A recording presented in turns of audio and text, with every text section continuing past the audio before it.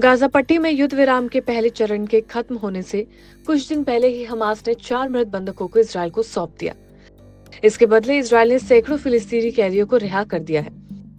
एक इजरायली सुरक्षा अधिकारी ने इसकी पुष्टि की और बताया कि हमास ने इन शवों को रेड क्रॉस के हवाले कर दिया है। लगभग उसी समय रेड क्रॉस का एक काफिला इजराइल की ओफर जेल से रिहा किए गए दर्जनों फिलिस्तीनी कैदियों को लेकर बाहर निकलते हुए देखा गया। इन कैदियों के परिवार, दोस्त और समर्थक बेदुनिया में इंतजार कर रहे थे और जैसे ही उन्हें बस में बैठा हुआ देखा, वो खुशी से उछल पड़े। हमास जब भी कैदियों को रिहा करता था तो वो उन्हें एक मंच पर बुलाकर बोलने का मौका देता था। इसके बाद वो उन कैदियों को इजरायली सैनिकों के हवाले कर देता था, लेकिन इजराइल को ये तरीका पसंद नहीं आया।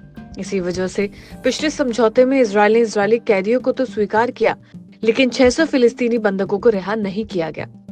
इजराइल के प्रधानमंत्री बेंजामिन नेतन्याहू ने शर्त रखी थी कि हमास को ये डील शांति से करनी होगी और ऐसे सार्वजनिक समारोह का आयोजन नहीं करना चाहिए। इसके बाद इजराइल ने फिलिस्तीनी संगठन पर यह आरोप भी लगाया था कि वो अत्यंत क्रूर व्यवहार कर रहा है।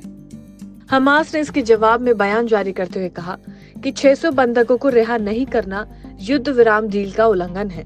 उन्होंने चेतावनी दी थी कि जब तक ये बंधक रिहा नहीं होते तब तक दूसरे चरण पर बातचीत नहीं की जा सकती। इसके बाद गाजा पट्टी में युद्ध विराम के पहले चरण के समाप्त होने से कुछ दिन पहले हमास ने सैकड़ों फिलिस्तीनी कैदियों को रिहा कर दिया और इसके बदले रेड क्रॉस को 4 मरे हुए बंधकों के शव सौंप दिए गए।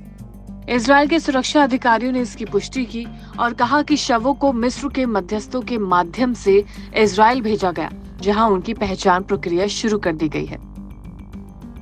इस दौरान रेड क्रॉस का काफिला इजराइल की ओफर जेल से रिहा किए गए दर्जनों फिलिस्तीनी कैदियों के साथ बाहर निकला। इन कैदियों के परिवार और समर्थक बस के आने का इंतजार कर रहे थे। जैसे ही बस आई, लोगों ने खुशी से झूमते हुए कैदियों का स्वागत किया। इससे पहले इजराइल ने हमास द्वारा बंधकों के साथ क्रूर व्यवहार के खिलाफ शनिवार से फिलिस्तीनी कैदियों की रिहाई में देरी की थी।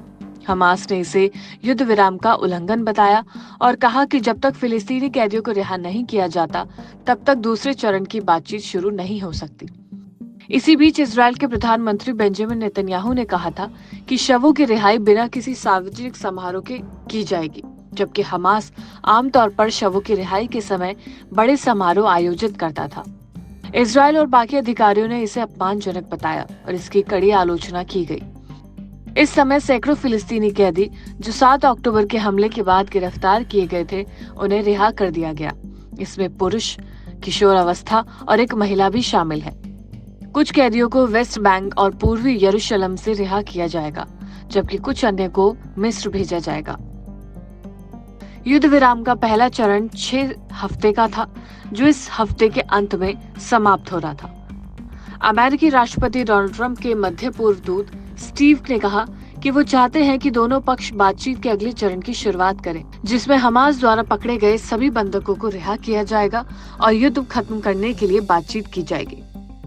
ये दूसरा चरण फरवरी के पहले हफ्ते में शुरू होने की योजना थी। इस समय इजराइल और हमास के बीच इस मुद्दे पर तनाव बढ़ गया था। इजराइल ने बार बार कहा कि वो हमास के साथ किसी भी प्रकार के समारोह के आयोजन को नहीं सहन करेगा, क्योंकि ये उनके लिए अपमानजनक था, जबकि हमास का कहना था कि उनके लिए कैदियों की रिहाई सिर्फ एक राजनीतिक मुद्दा नहीं बल्कि एक मानवीय मामला भी है। फिलिस्तीनी बंधकों के परिवारों का मानना था कि एक बड़ी जीत है, क्योंकि लंबे समय से उनके प्रियजन इजराइल की जेलों में बंद थे। ये रिहाई उनके लिए उम्मीद की किरण बनकर आई है। कई परिवारों ने इसके बाद सार्वजनिक रूप से अपनी खुशी का इजहार किया और कैदियों के घर लौटने का इंतजार किया। हालांकि इजराइल के अधिकारियों का कहना था कि फिलिस्तीनी कैदियों की रिहाई को लेकर जितना धैर्य रखा जा सकता है उतना ही रखा गया था। उन्होंने इसे एक जटिल प्रक्रिया बताया और कहा कि फिलिस्तीनियों के रिहा होने से इजराइल की सुरक्षा पर कोई खतरा नहीं होना चाहिए। अब जैसे जैसे युद्ध विराम का पहला चरण समाप्त हो रहा था, दोनों पक्षों के बीच अगली बातचीत के लिए दबाव बढ़ रहा था। अमेरिका और अन्य अंतर्राष्ट्रीय समुदायों ने भी इस दिशा में कदम उठाने की अपील की थी। युद्ध विराम के बाद फिलिस्तीनी और इजरायली अधिकारियों के बीच अगले चरण के लिए बातचीत की संभावना बनी हुई थी। जिसमें हमास द्वारा पकड़े गए बाकी बंधकों की रिहाई और युद्ध समाप्ति पर विचार किया जाएगा। इन घटनाओं से ये स्पष्ट हो गया कि युद्ध विराम के बाद दोनों पक्षों के लिए आगे का रास्ता आसान नहीं होने वाला है, लेकिन उम्मीद की जा रही थी कि ये किसी न किसी रूप में शांति की ओर बढ़ेगा। फिलिस्तीनी कैदियों की रिहाई और बंधकों के मुद्दे का समाधान दोनों पक्षों के बीच बातचीत के लिए एक महत्वपूर्ण बिंदु बन सकता है। लेकिन फिलहाल जो बड़ी खबर सामने आई है वो यही है कि गाजा पट्टी में युद्ध विराम के पहले चरण के खत्म होने से कुछ दिन पहले हमास ने 4 मृत बंधकों को इजराइल के हाथों सौंप दिया।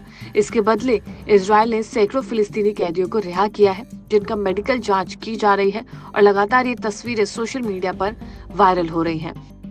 लगभग उसी समय रेड क्रॉस का एक काफिला इजराइल की ओफर जेल से रिहा किए गए दर्जनों फिलिस्तीनी कैदियों को लेकर बाहर निकलते हुए देखा गया। यानी कि इजराइल की जेल से कुछ कैदी बाहर निकलते हुए देखे गए। ये लगातार दावा किया जा रहा है कि उन कैदियों को ओफर जेल से बाहर निकलते हुए देखा गया, जिन्हें अब इजराइल की तरफ से रिहा कर दिया गया है।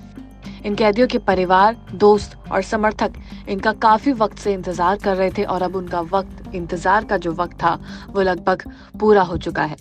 हालांकि हमास जब भी कैदियों को रिहा करता था, यानी कि इजरायली बंधकों को रिहा करता था, तो वो उन्हें एक मंच पर बुलाता था, उनको बोलने का मौका देता था। आखिरी बार जब बंधकों को रिहा किया गया तो लगातार कई तस्वीरें वायरल हुई थी, जिसमें बंधकों को हमास लड़ाकों को उनके माथे को चूमते हुए देखा गया, उनसे हाथ मिलाते हुए देखा गया।